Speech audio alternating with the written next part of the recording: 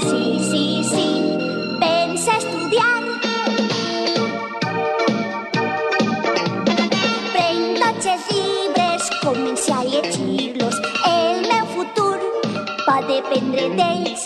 Socials, naturals, llengua i geografia, amb les fraccions